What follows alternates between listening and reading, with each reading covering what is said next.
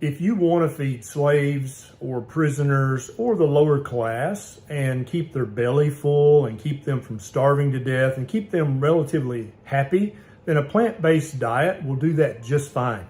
If, however, you would like to be as optimal as you can possibly be, approaching a superhuman, and almost more importantly, if you'd like to grow superhuman babies, then you have to include animal-based foods in your diet.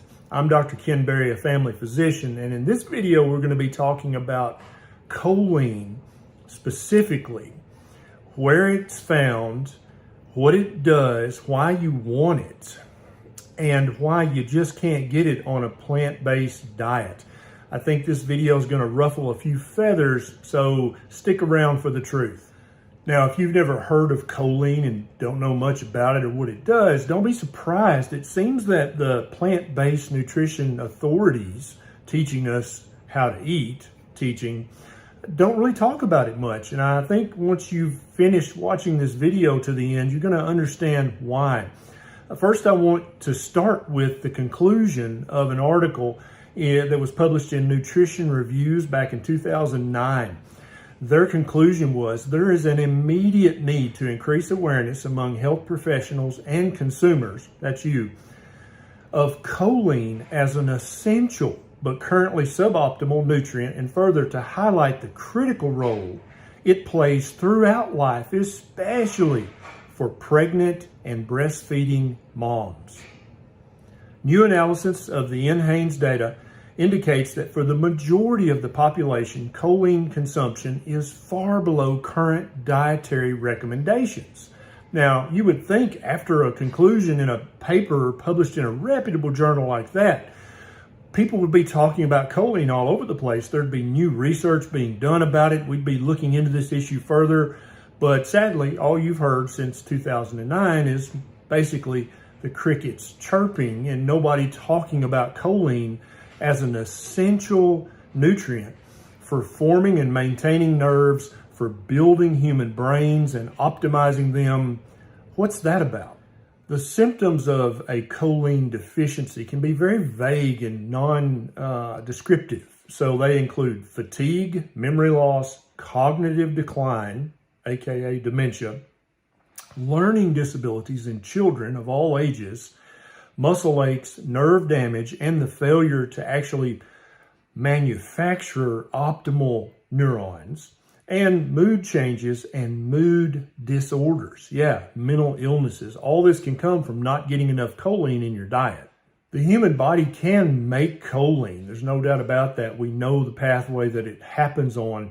But the problem is that we can't make enough choline. And this is well documented in the literature, especially people who need lots of choline. They just can't make enough for optimal body function and for the production of new bodies, i.e. pregnancy and breastfeeding, in order to build and maintain a growing human brain.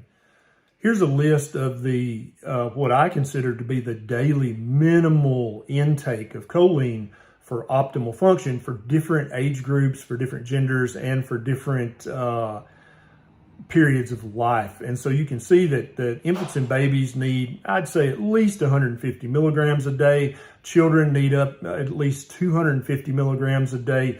Teens need at least 375 milligrams a day. Women above age 14 need 550 milligrams a day. Men above 14 need the same amount. Pregnant women need at least 550 milligrams in order for their body to do all the jobs of growing a little human in their oven that needs to be done. And then women who are breastfeeding, again, need at least 550 milligrams a day in order to give their baby the nutrition it needs to grow its developing brain, its quickly developing brain, and all of the nerves attached to that brain. According to the USDA Food Data Central website, these are the foods that are richest in choline. And not only are they the richest, they have the most bioavailable and bioabsorbable forms of choline that you can get in your proper human diet. Egg yolk, beef kidney, fish roe, yes, that's fish eggs, beef brain, pork chitterlings, beef liver, chicken liver, codfish, goose egg, duck egg, quail egg. So basically any form of liver, any form of organ meat, and any egg is going to be an amazing source of highly absorbable choline. And I know you're saying, ooh, beef kidney, that's gross. Let's talk about that for a second. So the concept that organ meats, that offal, that eating brains, that's gross or nasty, that's basically a social construct. Some people would even call it social programming. There seems to be some group of people who really, really want you to believe that eating organ meats is gross and that it's nasty and it's maybe dangerous. Maybe they store toxins. Maybe they're full of infectious bacteria. It's almost as if they don't want you to eat the organ meat. We know that from looking at cookbooks back in the 1700s and the 1800s, each and every cookbook that was published back then are full of recipes with organ meat, with the tripe from the stomach, with the liver, with the brain, with the kidney, with all this stuff. And there are multiple recipes in these cookbooks. It can't be that bad because these people went out of their way to include organ meat in their diet. I'll bet there's a reason that they did that, because they were trying to grow the tallest, healthiest, most intelligent and resilient humans that they could grow. That was their whole goal back then, not to do something that's politically correct or to not offend anybody. They just wanted to eat the absolute best foods contained in a proper human diet. Now, here's a list of foods all from the same website, which I included a link to in the show notes down below, because I'm sure there's a lot of plant-based fanatics out there who won't believe me. They'll be like, that's not true. No, I read an article that said there were lots of choline-rich plant foods. Well, here are the most choline-rich plant foods on the planet. And you can see from the numbers, and I did the animal-based foods and the plant-based foods, we're talking about a 100-gram serving, which is about 3.5 ounces. You can see that the plant-based foods are anywhere from 60% to 90% lower in choline than the richest choline animal-based foods. And not only do they have a substantially lower level of choline in the plant-based foods, but also they're much harder to absorb. They're locked up in all these phytochemicals that prevent human digestive systems from absorbing the choline. And so most of it is just passed through and excreted in your waste, and you don't get any of the benefit from the choline whatsoever. So let me encourage you to stop believing the plant-based propaganda that you see every single day from the corporate media.